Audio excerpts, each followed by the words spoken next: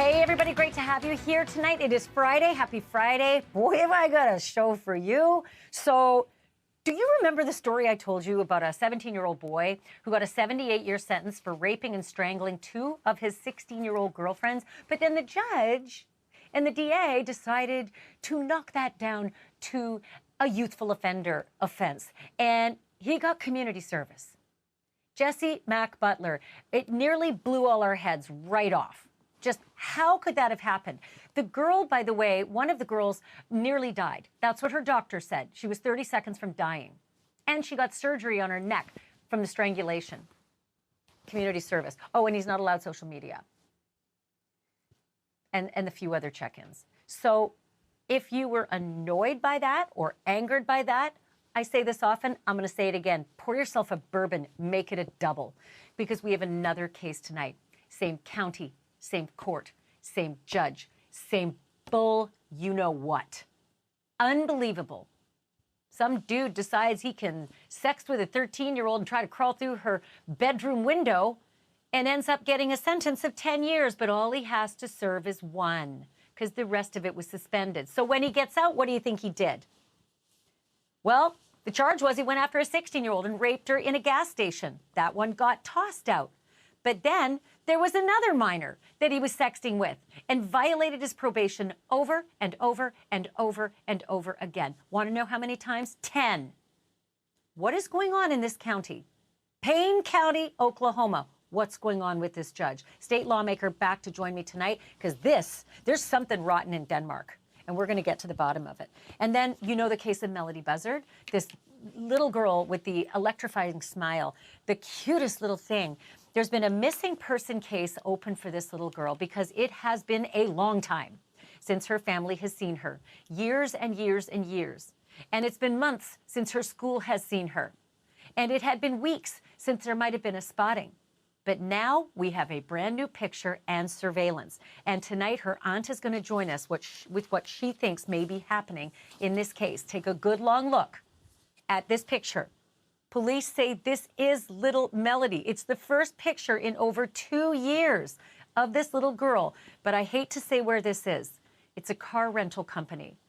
And I hate to say where that car went, where it came back, and where she was not spotted afterwards. We're going to get to the bottom of that in a moment. And then the story I told you last night is blowing up online everywhere. The story of the NBA superstars and the mobsters and all these people, you know, being arrested and charged with running scams on the court, you know, to make money in betting, and then scams in the poker rooms in New York City to cheat big money spenders out of their money. And when they wouldn't pay, get the mob to enforce it and make them pay through force. The story has been so big.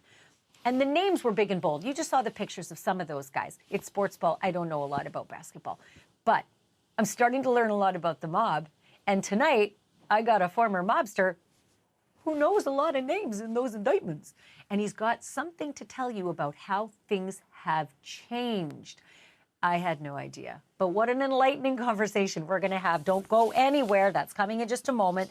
But if you have followed our coverage of the Oklahoma teenager who was convicted of brutally raping and strangling two of his ex-girlfriends, almost killing one of them, only to have his 78-year prison sentence magically disappear, I hope you're sitting down. And I hope you've had a sip.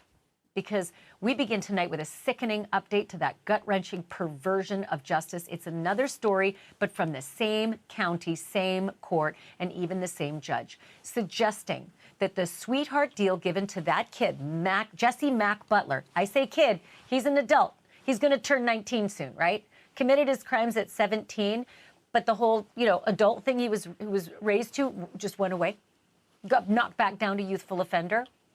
Starting to look like maybe that wasn't a fluke, right? Butler's deal centered on being reclassified from adult to, quote, youthful offender. And for whatever reason, the prosecutor and the judge both signed off on that deal, which means, just like that, the now 18-year-old swapped 7 decades of hard time for community service instead, with a little bit of counseling and a curfew and no social media. And when he turns 19 in just a few months, his record will be expunged. Don't go searching for him if you're trying to date him or if you're going to hire him. It won't show up. But none of that would have worked for Seth Swaim. who was just a little too old at age 24 to qualify for such a deal after being caught sexting a 13-year-old, a little girl, back in 2018. At the time, Swaim was a teacher in Cushing, Oklahoma.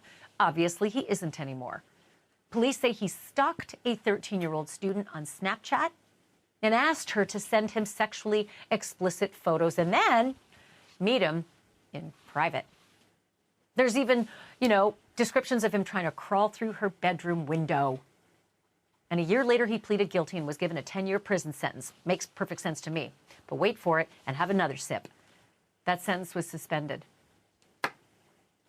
Reports vary on how much time he actually spent in the lockup, but it wasn't a whole lot more than a year, tops. So Seth Swaim got out of jail. And fast forward 5 years to July 2024, guess who was arrested again? Yup, take a third sip. This time for allegedly raping a 16-year-old girl at a gas station in his truck. For reasons not entirely clear, that charge against him was dropped. And then last October, Swaim was instead charged with 10 counts of engaging in sexual communication with a minor by use of technology. In other words, sexting, which I think we can all agree is a far cry from raping someone at a gas station. Still the sexting. Well, that violated the ex-teacher's probation from the earlier sweetheart deal he got, and I'd have my eyes shut too. So in June of this year, he was sentenced to 8 years in prison, not suspended. But the newer cases and the newer victims would never have happened had this guy served out his first sentence. The one where he was given 10 but served 1. I'm joined now by someone who knows a lot more about these cases than I do or anyone else. Justin Shepard is a digital journalist who posts under the handle Just in the Nick of Crime. He's been on top of this story and the others from the jump. Justin, this is the kind of thing where I think the folks in Payne County should be out in the street with pitchforks. Are they? And if not, why not? Well, they're getting there. Apparently on November 5th, there's going to be a protest starting at 10 a.m. at the courthouse in Payne County because the citizens are very frustrated with it. They're very appreciative to have the spotlight on there because, a lot of them, we're talking about 2 cases, but there are so many more. People are messaging me, telling me about their own stories and just the fact that this seems to be a very common practice in Payne County, and they're furious and they're tired of it. So the judge in the case is it Judge Susan Worthington? Do I have that right from the last time you were on with me about the story? Okay. Correct. How did she sign off on it? Judges are judges. They're supposed to be lady justice, right? They see nothing, they hear nothing, they go on the facts, and these facts are filthy in both cases. How did this happen?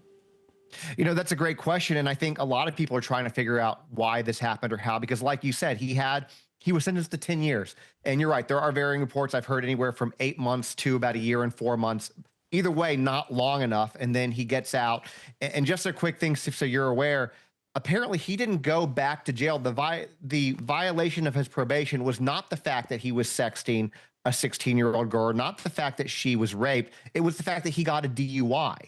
He apparently violated this protective order 10 or 11 times. The Judge Worthington, kept giving him a fine of $500 to $1,000. Seth's mom kept paying it. He kept walking free and kept violating one right after another, which in my opinion is just a total disregard of the justice system and the court's orders. So let me get this straight. He is sexting a 13-year-old, asking for dirty pictures. He's climbing through her bedroom window. He gets 10 years. He serves 1. He gets out.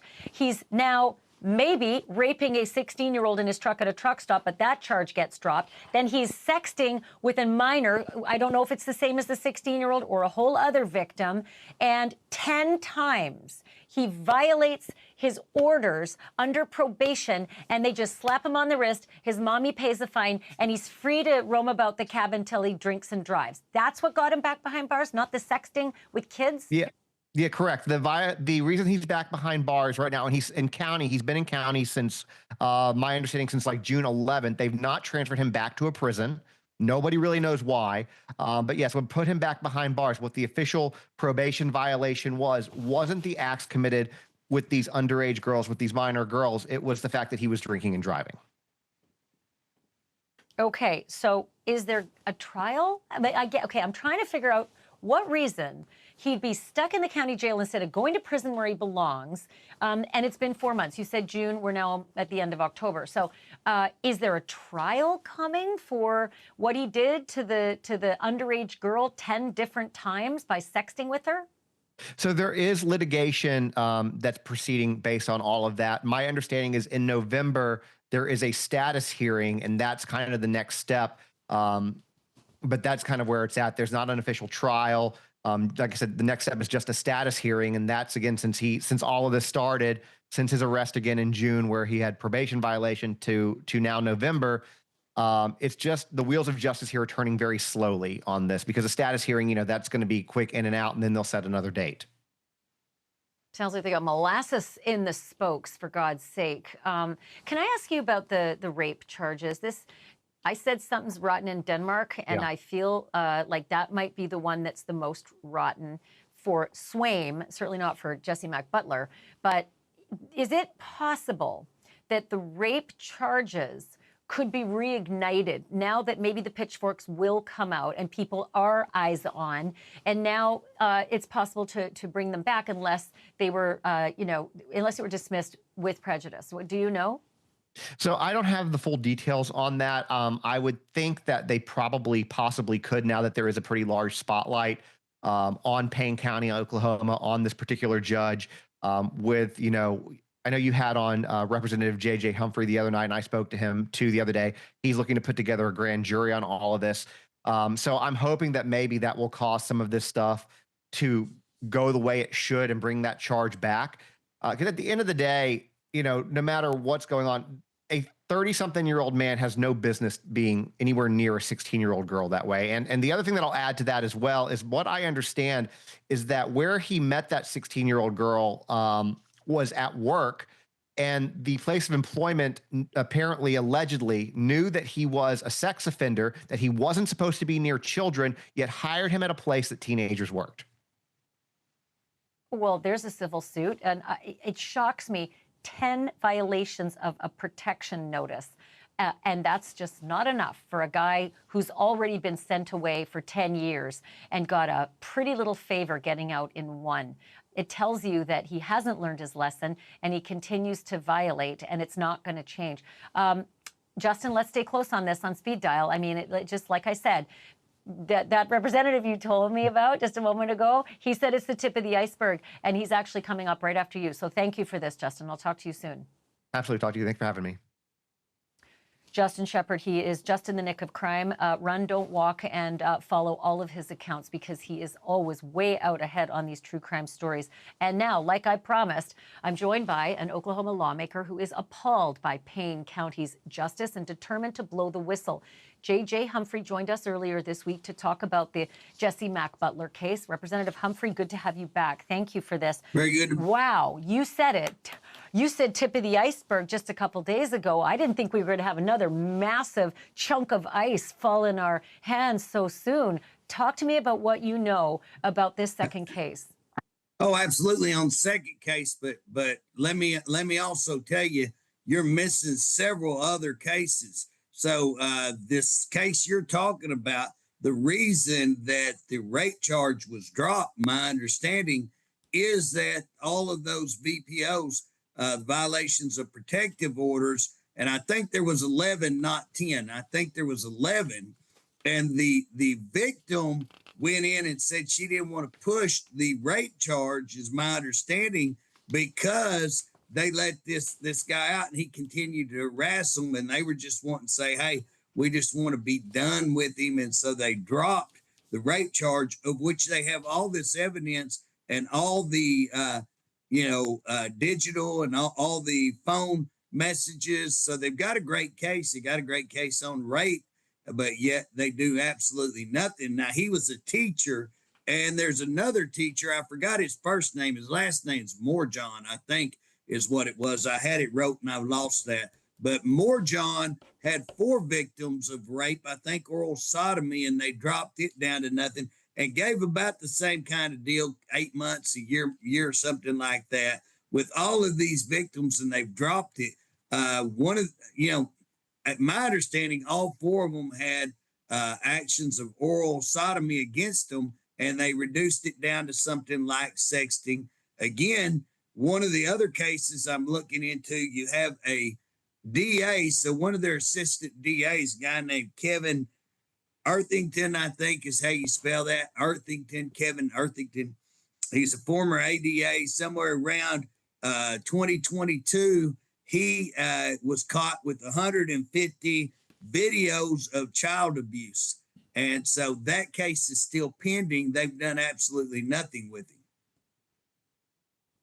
Well, my Lord, I do not want to say on this show or imagine for a moment that public officials don't care about children. I just truly do not believe that. But the more I hear about this filth, I feel like I'm drinking from a dirty fire hose. I'm not going to lie. You telling me about this ADA with the dirty pictures with kids, and Judge Susan Worthington just, signing off on these deals for obviously dangerous people. Is there anything that you can put your finger on this time? Last time we thought it might be that they all were friends with the parents of Jesse Butler. But what about this time, and what about the other times? What do you think is really going on there? Well, one of the things that I'm working on right now is I went and found another case of a pretty wealthy individual there whose kid keeps getting arrested, and major cases, drug cases, gets drug court. He turns around and gets trafficking, gets drug court. He gets concealing stolen property, guns, gets probation. How does he keep getting drug court probation? They issued warrants on the probation. They said they recalled him, which means he probably violated probation, and they went ahead and let him get off. I'm looking at records. I'm going through, I'm skimming through a whole lot of stuff right here. But then he got in drug court the other day. He had a trafficking, and then it looked like he got another trafficking. So the guy's already been in drug court twice. He's been on probation. And then he turns around and gets another drug court after getting trafficking from that. It's what it looks like, trying to make sure. But what I did, I went to the ethics yesterday and said, hey, I need you to pull me everything of who donated to some of these public officials, especially the district attorney. And again, we've left her out of a lot of conversation. She had to agree to that Butler case, and she had to agree to all that. So, that's on her. All of these other cases that we're talking about, that's on her. This DA thing is on her. Again, they arrested 2 people for reporting abuse, and again, that's on her. We're going to dig into that, but that's why we're asking for a grand jury. We already have asked previously. That's what's mind-boggling. We had requested a grand jury, and this court arrested the organizer of the grand jury and put $1 million bond on him. We had some of the big public officials come into that case where they really didn't have standing and quashed that and killed it. We had a judge that said, we certified that signatures. So we certified that. So I said, well, Judge, how did you certify it? The board never met. And he said, not my problem. I said, well, Judge, I think it is your problem if you're going to say it's certified. Now it is. I'm sitting here with a email from the board, and I'm not going to read the whole thing but basically I called them, I wrote them and said, did you meet, did you review, did you certify? Their answer was, did not meet, did not review, and did not certify signatures. So he killed this grand jury when he didn't have certified signatures. He arrested the organizer as retaliation and to stop this. I think, again, we have major political people trying to stop all this. We have to meet again, okay? Because I know you're on it. I see you with the paperwork. I know you weren't just paying lip service the other night when you said you're going to do something about it. So you and I need to stay close and continue to report on what is happening, because no one should be allowed to get away with this. The perps shouldn't be allowed to get away with this, and any government officials who may be doing something they shouldn't be, they need sunlight. So I hope you'll talk with us again real soon. I can't speak on there's another rape case that's just as big as this one that I can't speak on yet, but this is not, we're seeing a pattern. Don't speak on it, because I have to vet it before I ever do anything on the show. So like I said, Yeah, We're going to meet. We're not We're going to meet we're on that not gonna, case and more. but it's a pattern of abuse. That's what I'm saying. It's a pattern there in the court. That's what I'm starting to see as well. JJ Humphrey, thank you so much for this. I look forward to our next conversation. Absolutely. I'm glad y'all bringing the story and getting it out there. Thank you, sir. Talk soon. Okay, coming up. You I got bet. lots more ahead on the show. What might be actually a major break in the search for 9-year-old Melodee Buzzard. When we brought you her story a few nights ago, her last known photo was 2 years old. But now we've got the picture on the left. That's 2 weeks old. Weirdly enough, though, it could make the missing girl even harder to find. I'll explain that when Melodee's aunt joins me live next.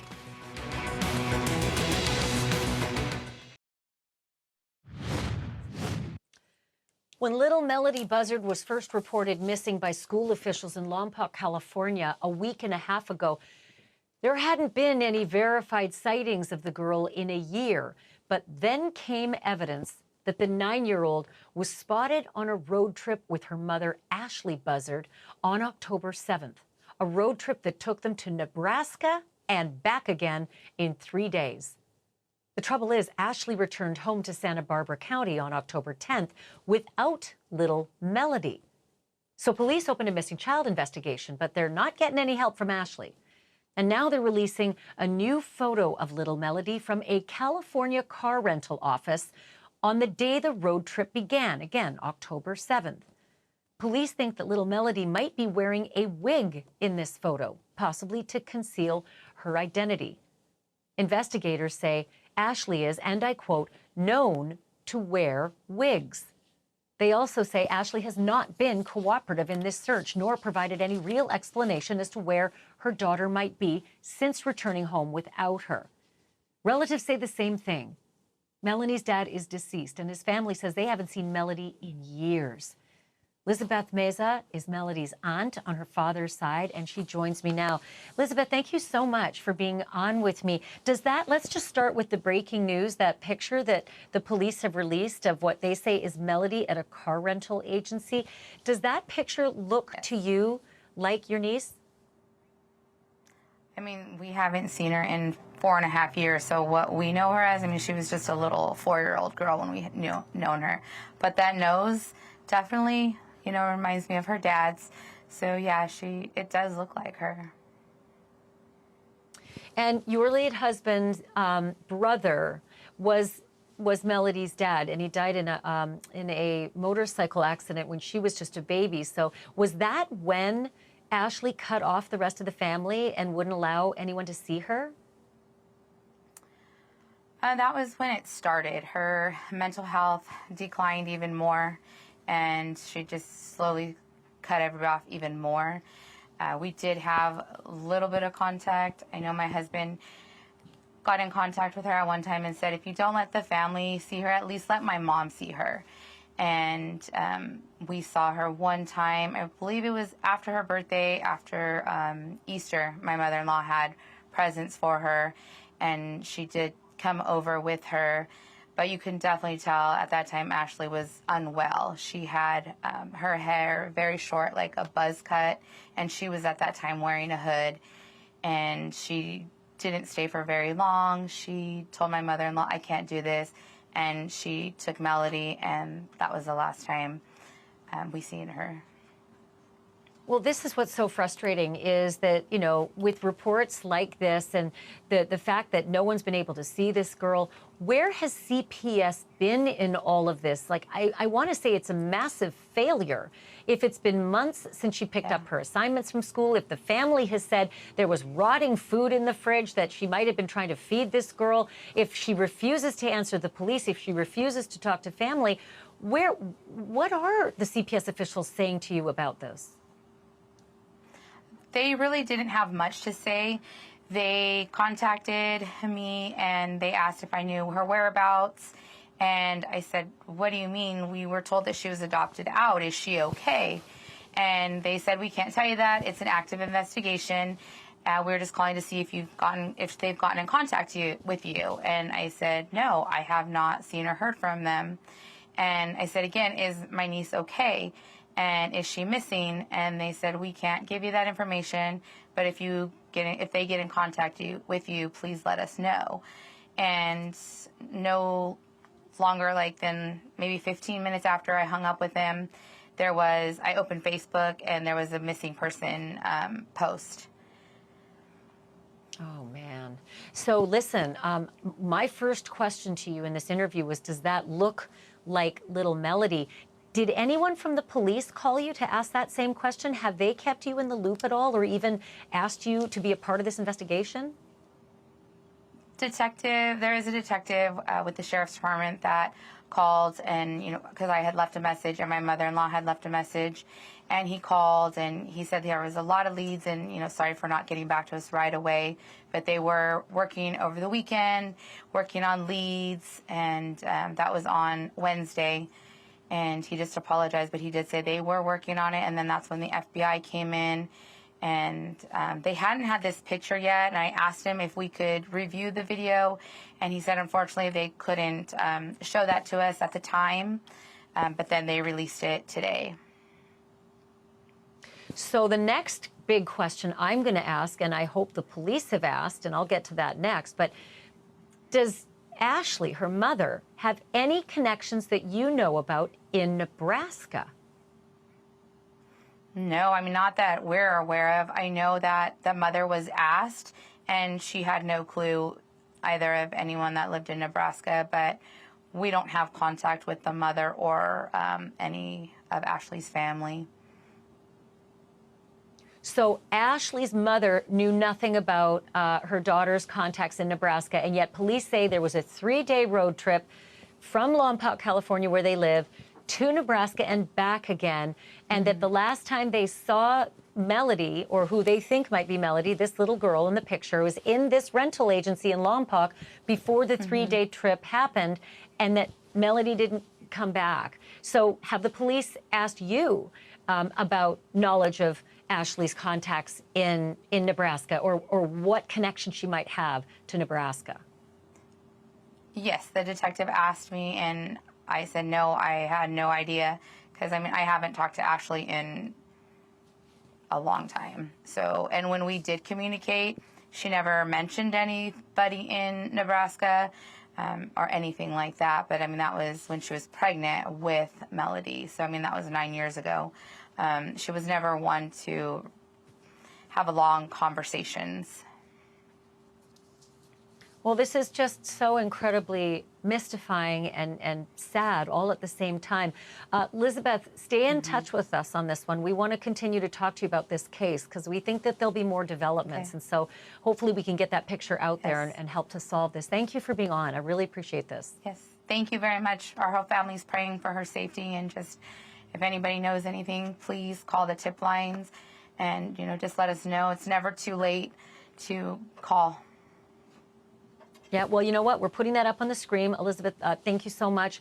Folks, if you have information on the whereabouts of Melodee Buzzard, if you know the little girl in this picture, call the Santa Barbara County Sheriff's Office. There's the phone number. Take a screenshot of your TV, 805-681-4150. And by the way, tips can also be left anonymously at the Santa Barbara Sheriff's Office. That's sbsheriff.org.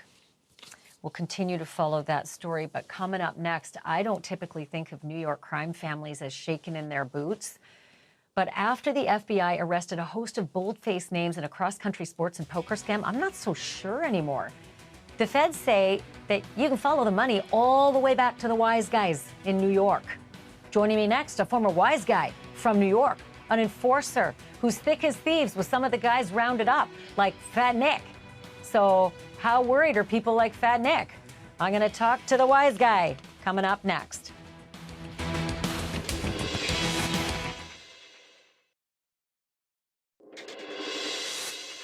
It's a Scorsese movie playing out in real life.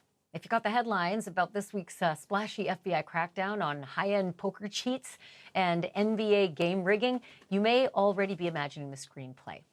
3 basketball standouts are charged with either leaking information about the players so that gamblers could make a windfall, or going so far as to rigging the games themselves. they're also charged with helping the mob to lure in big-time spenders in what turned out to be scam poker games, all to the tune of millions of dollars. But the FBI is naming other people, too, alleged mobsters.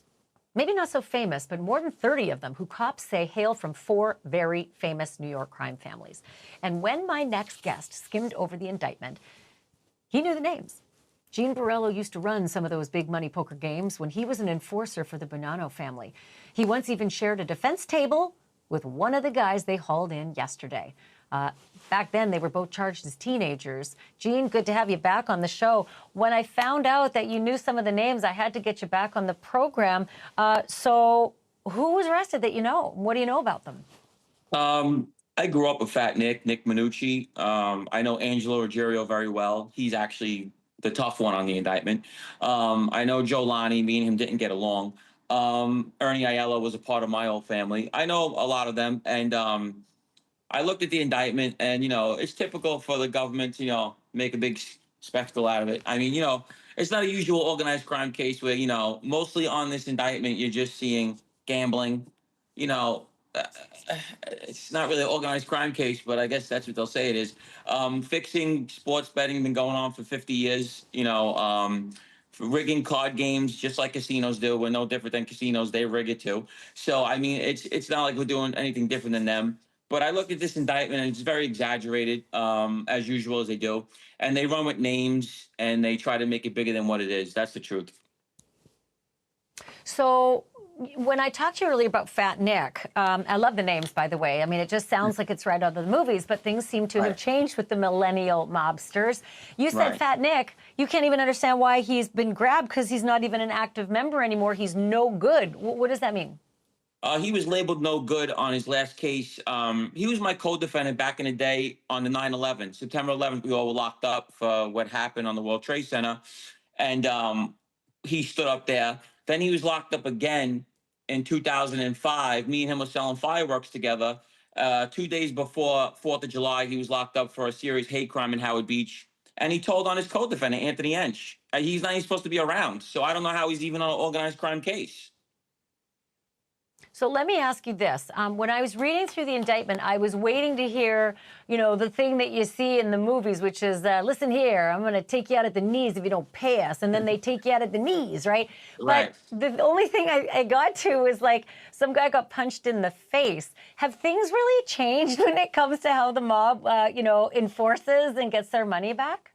Right. So like a guy like me, a guy like Dominic Cicali, a lot of guys that were on these news channels were doing the real violence. So when we see these indictments, we laugh at them because it's almost like it's not a real mob case. There's no violence. It's just a threat of it and nothing's even happening. You know what I mean? So the old mob cases is murder, torture, kidnapping, armed robbery, arson, assaults, everything that I was convicted of, and a lot of other guys that were part of real indictments. We look at these as almost clown shows. It's just like a gambling, some fixed sports, and they're like the notorious Bonanno family. There's nothing notorious about them no more. I mean, they don't even commit violence. I mean, but to me, like I said, nobody will get more than 50 months on this case.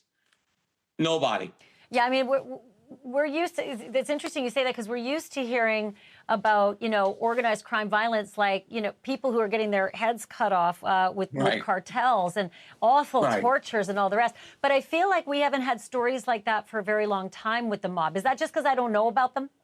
No, it's watered down completely. And that's why when the government gets a hold of a case, we're very, how can I say it? They exaggerate our cases because we're so popular in New York. And we'll go on the front page for something that isn't even that serious. I remember they put my probation violation in the third page next to Donald Trump. It was for like nonsense. And I was this big in the newspaper.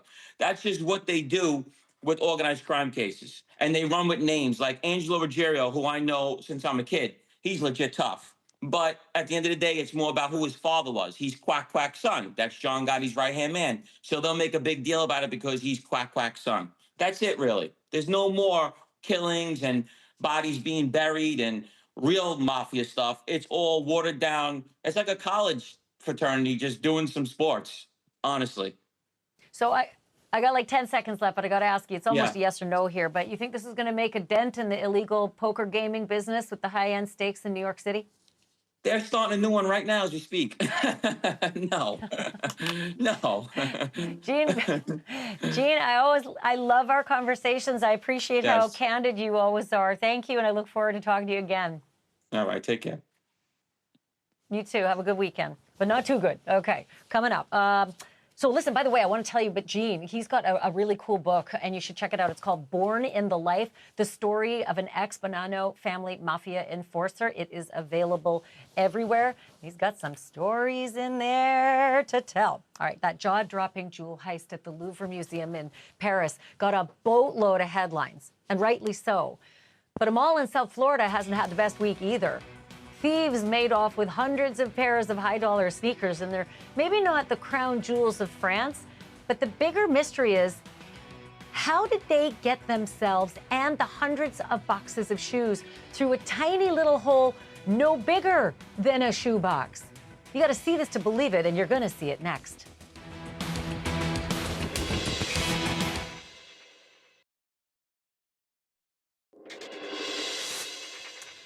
If the gang that pulled off the big jewelry heist in Paris is watching tonight, you guys might want to change a channel, because the thieves you're about to see make you look like amateurs. They didn't hit one of the world's premier museums. They hit the Treasure Coast Mall in Jensen Beach, Florida, sometime between midnight and 8 a.m. on Tuesday. And they did not make off with historic, precious gems.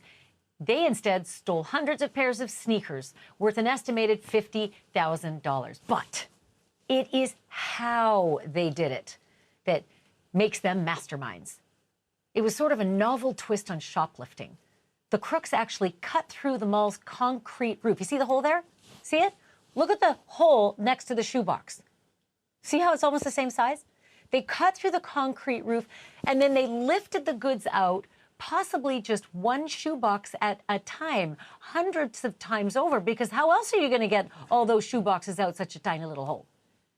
First, at least two thieves had to lower themselves down like Tom Cruise in Mission Impossible. They landed in a Champions shoe store, and they grabbed up to 500 pairs of Nike and New Balance sneakers from the storage room. They didn't go completely undetected. One of the thieves was caught on surveillance video, and if you look real close, you can see the arm of another thief. But their identities aren't the only mystery here. How in the hell did they get the shoe boxes up and out through the ceiling? Again, the hole they cut in the roof is barely bigger than a shoebox itself. But we do know this. Unlike the Louvre Museum, those thieves, these guys had the luxury of time. The store's alarms only work on the front and back doors. Even so, this did not end up being a good, clean getaway. Something looks like they may have been spooked, because they left a fair bit of their ill-gotten gains behind, right up there on the roof. And quite possibly, they may have left some fingerprints and DNA behind. So we will keep you posted on what's to become of the Treasure Coast Mall thieves. All right, from a heist worth thousands to a caper worth $100 million. Turns out those jewel thieves at the Louvre in France may be good for business in Germany. Do you remember that bucket truck they used to escape? Well, the company that makes it just got a huge boost. Yes, I said boost. I'm going to get you in on the joke next.